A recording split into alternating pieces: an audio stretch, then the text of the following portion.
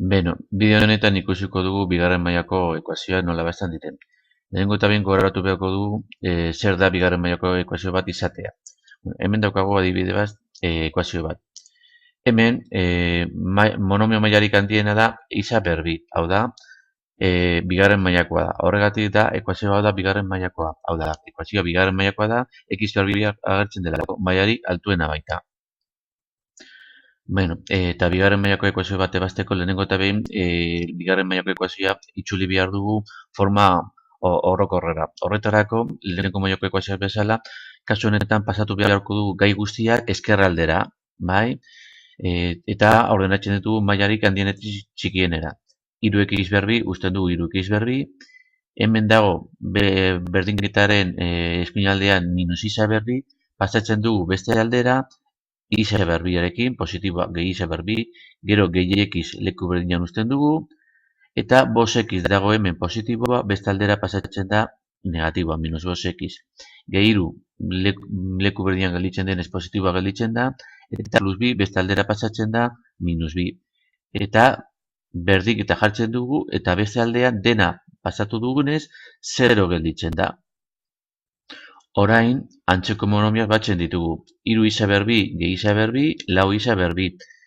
Gehi isa, minus bos isa, minus lau isa. Eta gehi iruken bi, gehi bat, berdin 0. Horrela lortu dugu, bigarren mailako ekuazio bat, forma orokorrean, forma laburtuan, forma orokorrean.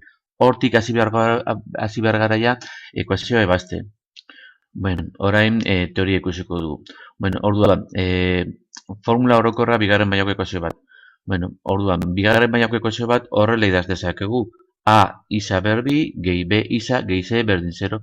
Non A ezin da 0 izan bigarren mailako ekuazio izateko. Gogoratu, A, B eta C dira zenbakiak, dira koefizienteak. Eta bigarren mailako ekuazio honek badoka bi soluzio. Bi soluzio horiek ematen dute formula hau, bai? Formula hau da guk erabili behar duguna bigarren mailako ekuazioak ebazteko. Eta formula esaten du isa berdi minus B plus minus erro karratua B berbi ken lau AC zati bi A. Goratu A, B eta C dira hemengo koefizienteak eta azken finean dira zenbakiak. Guk hemen zenbakiak jarri beharko ditugu. Horretarako hiru adibide ikusiko ditugu. Bueno, lehenengo adibidea. Badaukagu bigarren mailako ekuazio hau. Isa berbi ken bos x gehi 6 berdin 0. Eta hau da formula orokorra, itxura honek dauka, eta hau da erabili behar dugun formula. Bueno, lehenengo eta behin identifikatu behar ditugu zein da A, zein da B eta zein da C gure kasuan. Gogoratu, A da isa berbiaren koefizientea. Isa berbiaren koefizientea hemen bata da, ez dago idatzita orduan, bata da orduan. A da bat, B da xaren koefizientea, kasu honetan xaren koefizientea da minus bost, orduan B da minus bost, eta C da x ez duena, hau da, kasu honetan C da plus 6, C da 6. Orduan, orain zer egingo dugu, hemengo A, B eta C hemen ordezkatu, horrela. Bueno, hasiko gara, isa berdin, zatikia, minus B, minus, eta B da minus bost. Orduan jartzen dugu minus eta gero B, B da minus bost. Negatiboa denez parentesien artean, minus eta gero B, plus minus, erro karratua. B berbi, orduan hemen minus bost, berbi. Parentesien artean negatiboa delako, minus, minus, lau, beti izango da lau, eta gero AC da lau bidera, bider C. Orduan hemen da, lau bider A, bat balio du A, bider C, C da 6. Eta dena zati bi A, hau da, bi bidera. Bi bider, ordez bat jartzen dugu, bi bider bat. Eta orain ja, hemen ja kontuak egin behar ditugu poliki-poliki. Hemen daukagu minus minus bost, bihurtzen da bost positiboa, plus minus, erro karratua. Minus bost berbi, hogeita bost positiboa, minus eta berretxaile bikoitia bihurtzen da positiboa. Eta bost bider bost, hogeita bost. Eta gero minus lau bider bat, lau bider 6, hogeita lau, orduan minus hogeita lau. Dena zati bi bider bat, bi. Orain, erro karratu barruko kenketa egiten dugu. Eta gelditzen zaigu, isa berdin, bost plus minus, erro karratua, hogeita bost ken hogeita lau, bat, dena zati bi. Orain errokarratu egiten dugu, bataren errokarratua, eta gelditzen zaigu isa berdin, bost plus minus, bataren errokarratua bata denez, bost plus minus bat, zati bi. Behin hau eginda, plus eta minus hori banatuko dugu bi soluziotan. Bata positiborekin eta bestea negatiboa.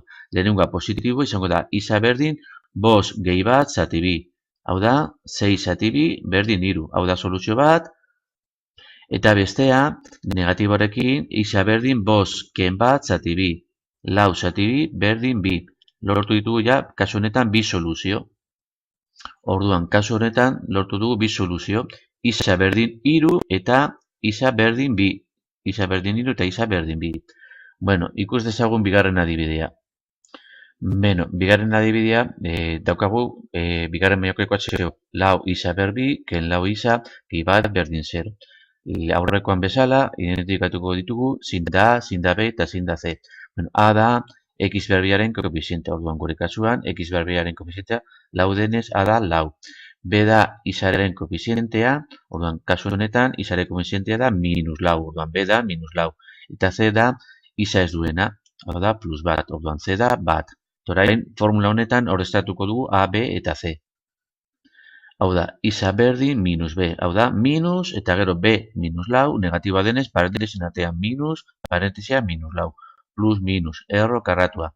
B berbi, hau da, minus lau, berbi. Parentesin artean minus lau, negatiboa delako. Minus lau, hemengo lau, bider A, hau da, bider lau, zera lau, eta bider C.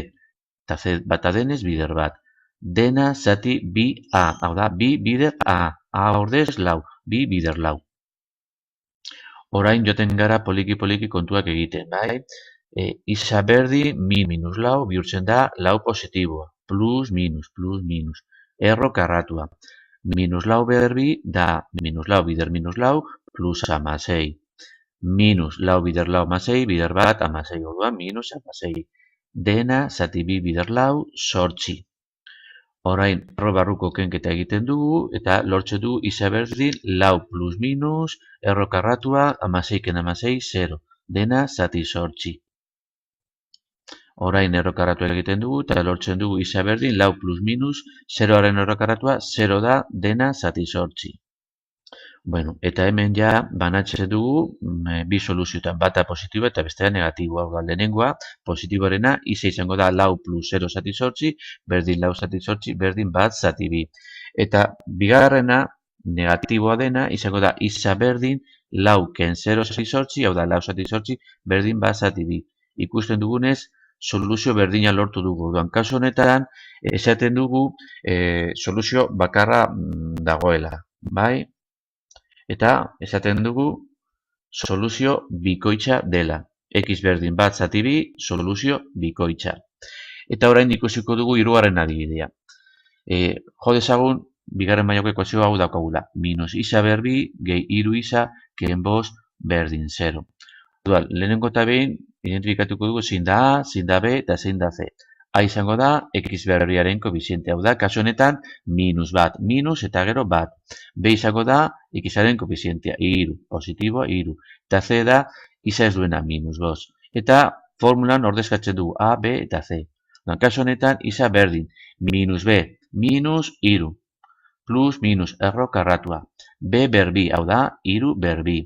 Minus lau, A, C. Hau da, minus lau bider A, minus bat, negatiboa denez parentesin artean, bider C, C-ren negatiboa denez parentesin artean, bider minus bost.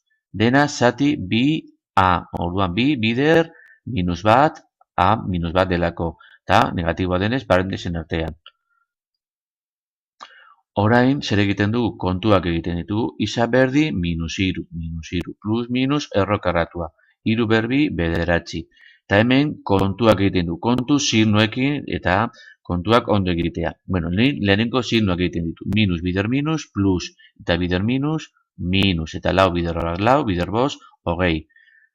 Orduan, eta dena zati bi bider minus bat, minus bi. Orain, erro karratu barruko kenketa egiten dugu, eta lortzen dugu isa berdin, minus iru plus minus, erro karratua minus amaika, zati minus bi.